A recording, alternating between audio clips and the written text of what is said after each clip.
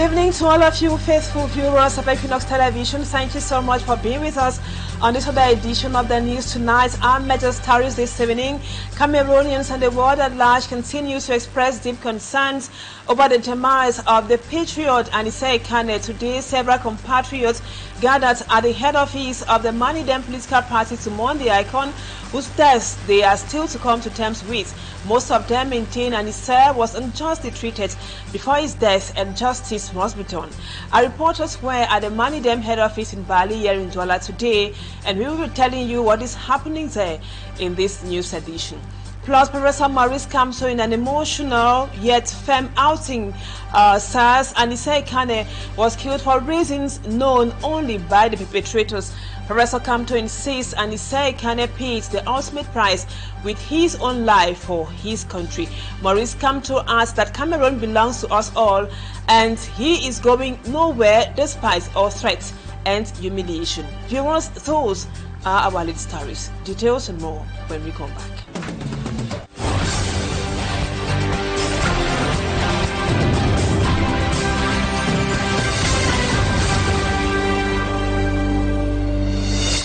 Welcome back, viewers. Thank you so much for always being with us. Thank you for the confidence. A sitting strike was observed today, Wednesday, at the Manidem head office in Bali, here in the economic capital, Douala. Mourners and other sympathizers gathered in a way to manifest their anger and fury following the shocking and sudden passing away of Anise Ekane in detention in the nation's political capital, Yaoundé. Some of the mourners demand for a coordinated grand protest to pay homage to the icon. Let's now have details with Innocent Aze, who was at the Manidem head office today. Anise Ekane died or was assassinated, a big question posed by his family and comrades on this banner hanging at the entrance to the Manidem party head office in Bonazibong, Douala 1 subdivision since Wednesday morning.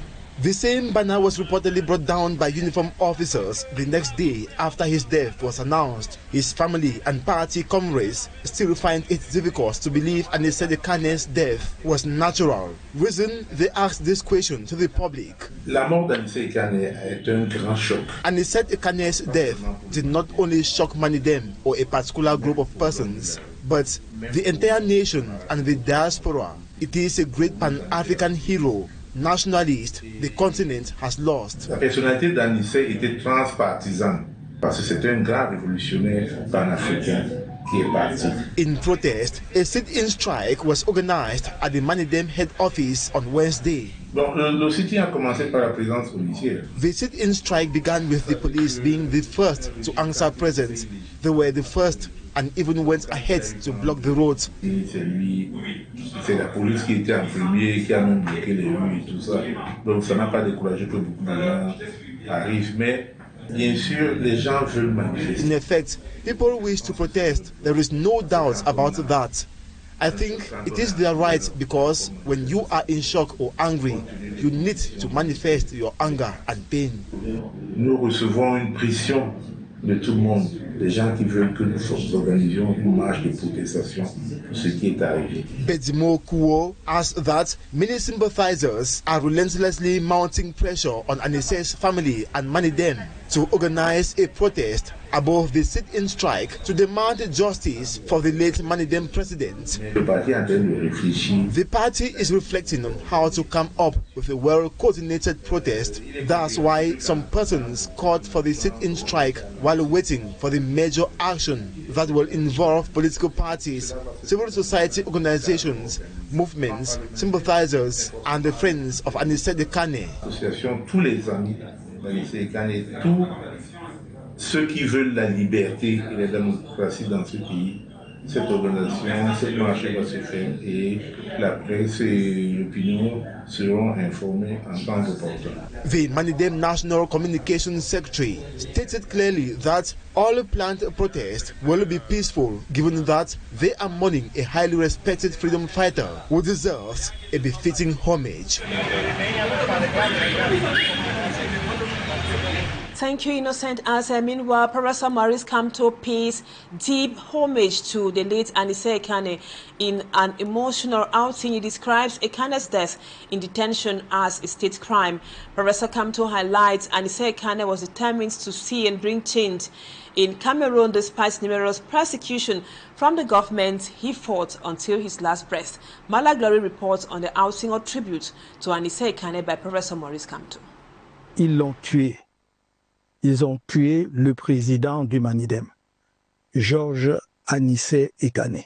They killed him. They killed Anise Ekane. Maurice Kamto repeatedly declared these words in a tribute to late Anise Ekane, Manidem leader, who died on December 1st, 2025.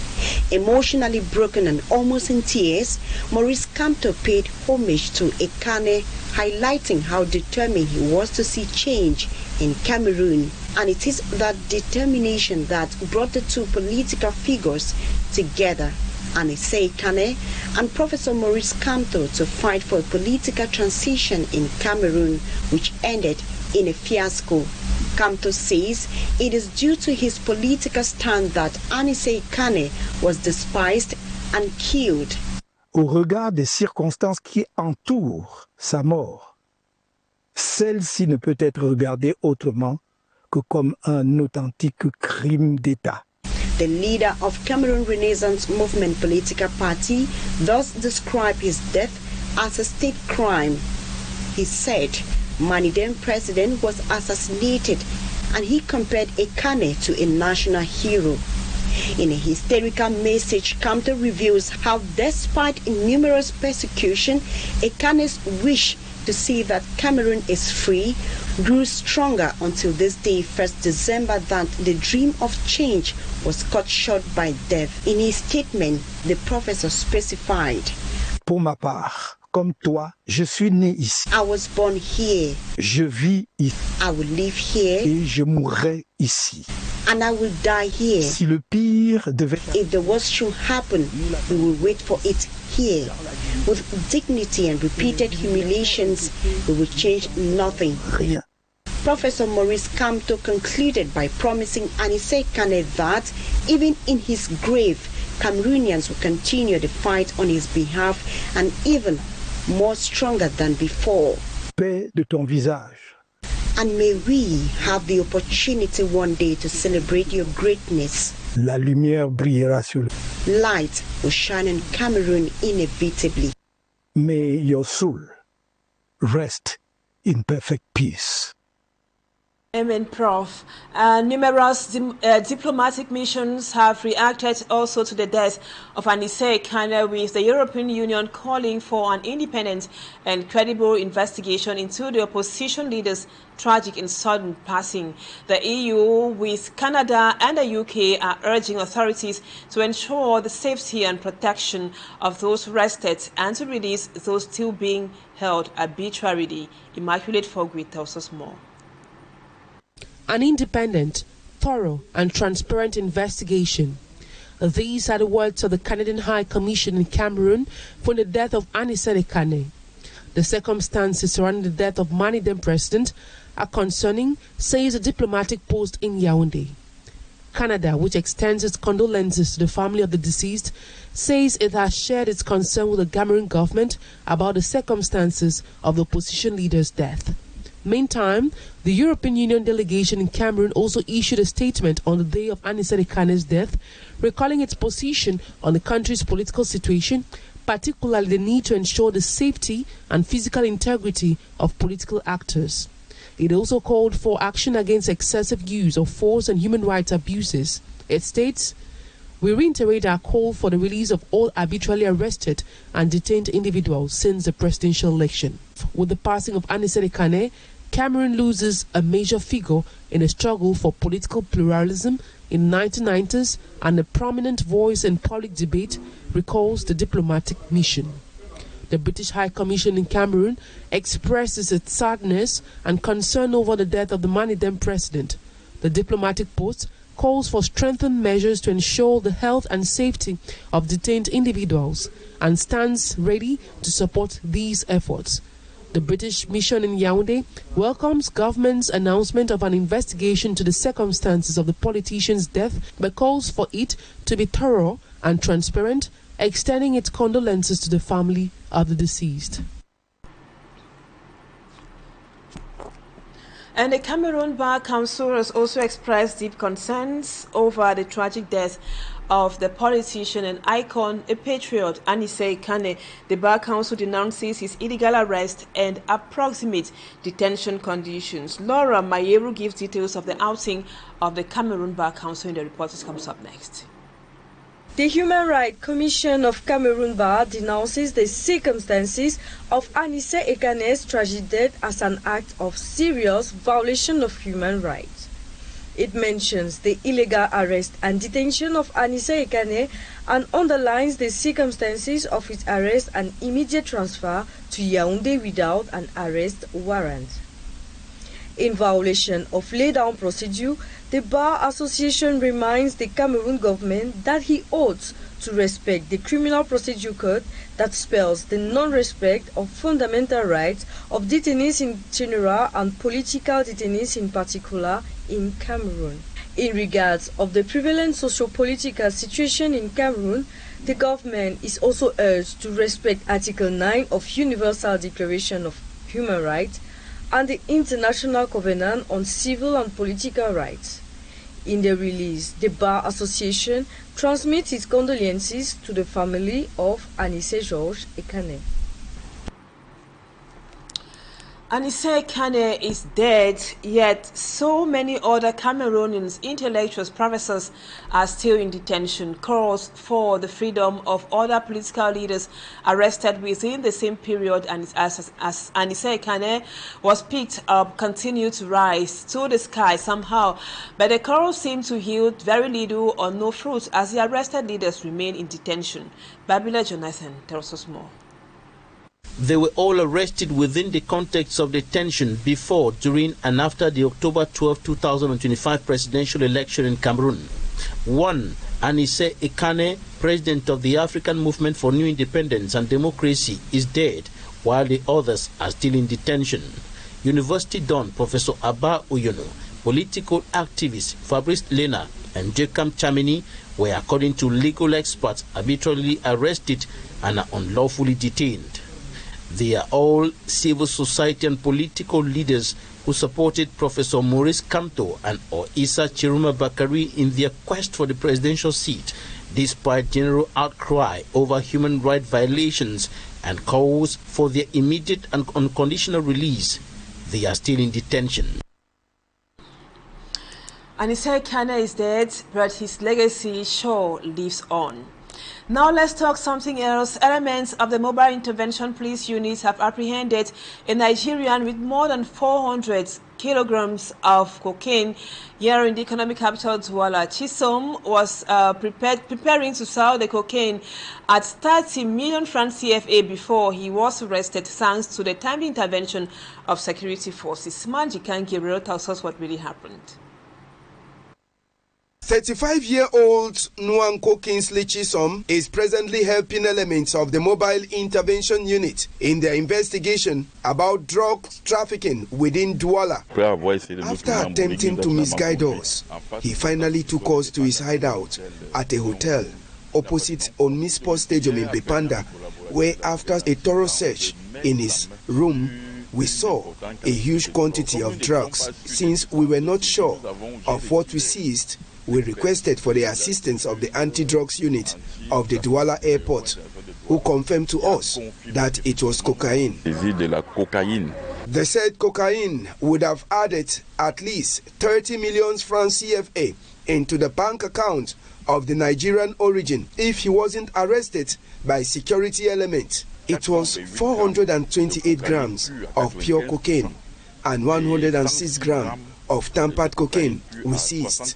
Thanks to orders from the regional delegate of national security, Ondwaeve Marie, that investigations carried out by the anti-crime officer, Anon Chama, under the supervision of the head of Mobile Intervention Police Unit, Ona Zakari, that the drug peddler was arrested. Attention is now tilted towards the arrest of his supplier, who is freely moving within Douala. Presently, we are continuing our investigations to get his provider, who is another Nigerian. We are hopeful that with the information we already have at hand, it will not be long before we catch up with him. Security forces are more than ever begging on civilians to help them in their work, which is also geared at enabling them to have a better environment without insecurity.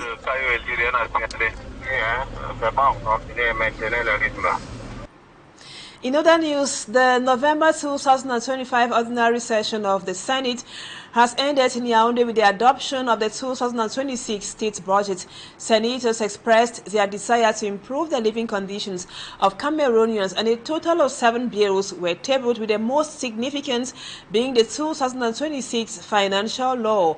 However, some senators expressed worries and regrets that the bills was received late. Let's now have the details with Cedric Chakutu. The November 2025 ordinary session of the Senate in Cameroon officially ended. The proceedings focused primarily on the adoption of the 2026 state budget. Senators have expressed a single wish, that is, the amelioration of Cameroonians' living conditions. We expect members of the government and other credit managers to demonstrate honesty, simplicity, transparency, humility, and discretion. They must abandon bad practices, self-promotion, and the use of social media influencers, as well as any other form of arrogance and contempt. During this session, not less than 7 bills were adopted, of which the most important is that on the financial law of 2026. Though some senators regret that once again these bills arrived very late on their table. An increase of over 1.5 trillion. I still have questions. Given the current global situation and the global crisis, I don't think we will be able to achieve our objectives. During the session, some senates gave some words in memory of Ekane, who died in detention on the 1st of December 2025. Nous regrettons profondément son départ. We obviously regret his death. I believe he was ill, contrary to what I've heard. It's a real loss for the nation. This page being now turned, eyes are focused on March 2026 for the first parliamentary session of the year. Now let's talk about the regional elections results. The CPDM won all 70 seats available for the regional House of Divisional Representatives for the Southwest region, while His Majesty Etina Monono, the second-class chief of Buea, defeated the first-class chiefs of Buea and Limbe in the race for representatives at the House of Chiefs in the Fako division. This is the verdict of the results of the regional elections as proclaimed by the Regional Supervisory Commission at the Court of Appeal in Buea today. And our staff man in Buea, Rex Afon, is at the Court of Appeal in Buea in the Southwest region with details. Hello, Rex. The results of the regional elections that took place on the 30th of November has just been proclaimed by the Regional Supervisory Authority here in at the Court of Appeal in Buea.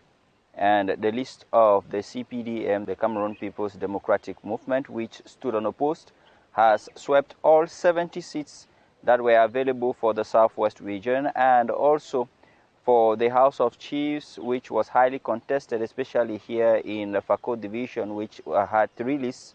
The list of His Majesty Etina Monono, the Chief of Great Support, triumphed over the others. The reports we got from the field was all calm and very peaceful. Elections went on very peacefully, and there were no incidents reported. So we can calmly say that we had free and fair elections within the region of the Southwest. Also, His Majesty Etina Monono, who was victorious, has said there needs to be reforms for chiefs, especially within Cameroon and in the Southwest region, especially, has promised to do his best to advocate for the rights of traditional rulers within this part of the country. To make sure that we try and amend the 1977 chieftaincy law. It's 1977 since the chieftaincy law was done, and I don't know how many years that is. It's over 30, 40 years, so we must try to amend that for the good of the people. Also, the lone party that participated in this election, that is the CPDM, has said that it was not a boring contest, though they participated alone. Why would it be boring? I mean, it's challenging that we were there and that we covered the field and covered it absolutely.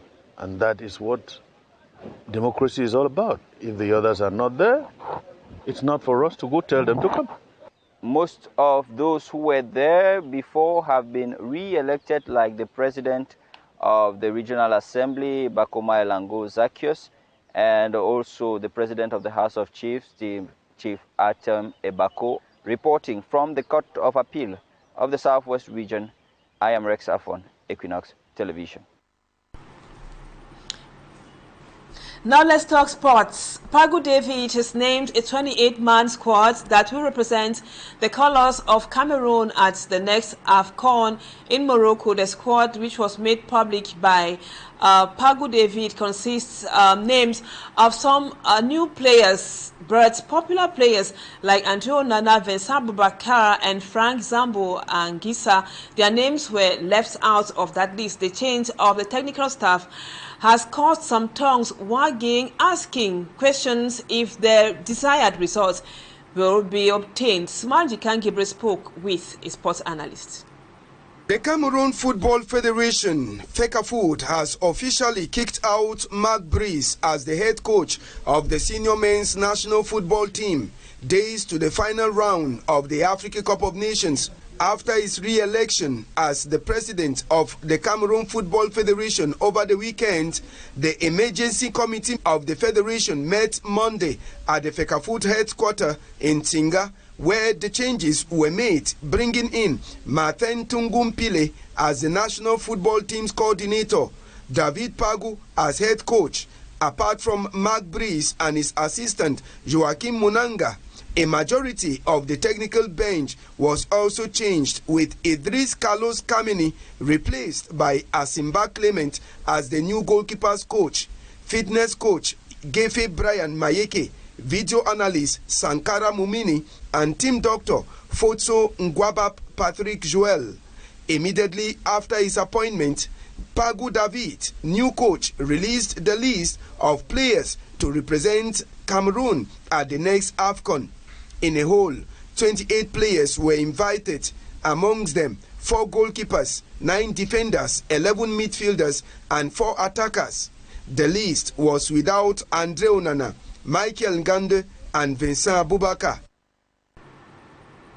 You just heard in the report by Ekane Gabriel, Pagu David has been given the task to lead the Indomitable Lions to the Africa Cup of Nations that would begin some weeks from now in Morocco. His appointment came after an emergency committee, a meeting of the executive committee of FECAFOOT. David Pagu replaces Mark Brice.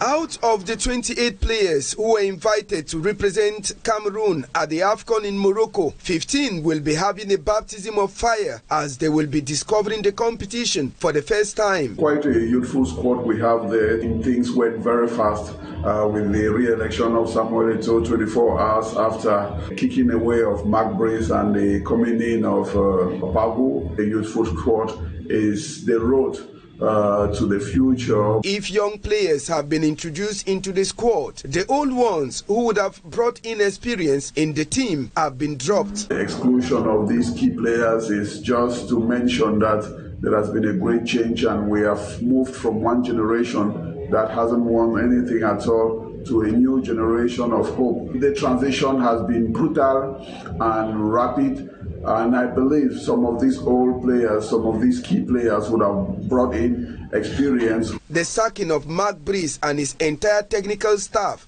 weeks to the competition remains the key talking point, but it is not strange with Cameroon. Changing technical staff 3 weeks to a competition, there is no logic in that. It has become a habit for Cameroon, but it's not an international norm. The African Nations Cup is a top-notch competition, and you need more than 2 weeks, 3 weeks to prepare for this competition, and changing the technical staff for me would be detrimental for the team. It can stand out as an opportunity. Till now, no official statement from the sports boss, Chief Professor Narcis Molekombi, who also has a say in the appointment of coaches of the national football team. The battle will not just get over like that. I believe the Ministry of Sports and Physical Education has to work hand in gloves with the Federation when it comes to international competitions. We know it is the government of Cameroon through the Ministry of Sports that finances the activities of the Indomitable Lions of Cameroon. So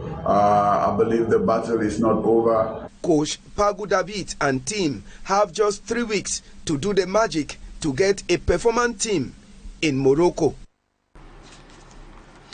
And before we go, viewers, just to let you know that Reverend Father John Berenui, Catholic priest of the Archdiocese of Bamenda, who was kidnapped, and Pope Francis actually called for his release, has finally been released. That is Reverend Father John Berenui you have on your screen. He was kidnapped alongside 5 others. That was in Babawon in the Ngonketunja division of the northwest region of Cameroon in Dob. We remember that the Holy Father during the Angelus prayer that was some days ago called for the release of the prelate who was kidnapped in the northwest region of Cameroon within the context of the Anglophone crisis. And Pope Francis had called for their release. Meantime, the president of the National Episcopal Conference, His Grace Andrew Nkeya, also gave an ultimatum to the Ambazonians, or those who actually kidnapped Reverend Father Berenui, to release him, else they were going to march to their camp. That was not done. Nonetheless, the information we have is that Reverend Father Berenui has been released, and it was confirmed in an official communique by the president of the National Episcopal Conference, His Grace Andrew Nkeya, who thanked all those who assisted in the release of the priest, Reverend Father John Berenui, in one way or the other. That was what we put together for you on the news this evening on Equinoxe Television. Thank you, viewers, for always being with us. Our programs continue this evening. Equinoxe 4 comes up at 7 p.m. and the news in the French language will be yours at 8 p.m. Thank you again for being with us. See you again tomorrow, same time, God willing. Bye-bye for now.